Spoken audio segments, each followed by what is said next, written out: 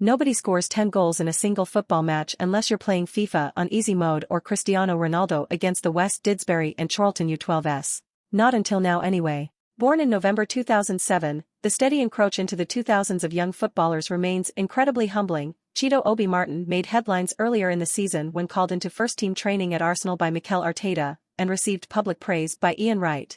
"It's Cheeto Obi Martin, he's 15, honestly he's like 6'2", he looks really quick," Gunners legend Wright said on his podcast Wrighty's House after his appearance in a UEFA Youth League match against Sevilla. "The thing which I saw with him and what I noticed yesterday was, it was his first game at that level, and you could see it. What I found with that game is that we couldn't get ourselves into that final third and then hold and link the play and bring other people into the game. We couldn't do it, simply because our centre forward was thrown in, and I think for the right reasons, he'll learn a lot from that."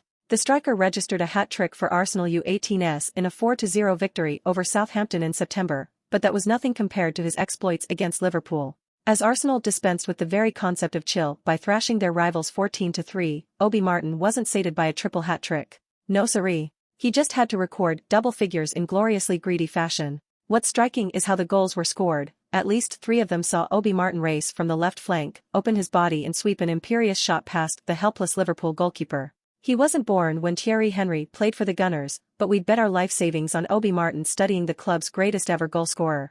The evidence suggests he's a quick learner. Also featured is a bullet penalty, clinical header, a pair of opportunistic strikes, one thumping finish and a minimum of 2 that saw Obi Martin dance through the defense like a world champion ballerina before leaving the goalkeeper on his bottom. Great stuff. Born in Glostrup, Denmark, the striker is eligible to represent the Danish side and has already scored 7 goals in 9 outings for the nation's under-17 side. Coach Jesper Mikkelsen has already spoken out about his talent. "When you look at Cheeto, he doesn't look like someone who hasn't turned 16 yet," Mikkelsen said. "First of all, he has a physique that is really advantageous as a football player. He is big and strong, but he is also reasonably agile. He is good at sticking to the game, but he is actually also good at challenging and dribbling himself.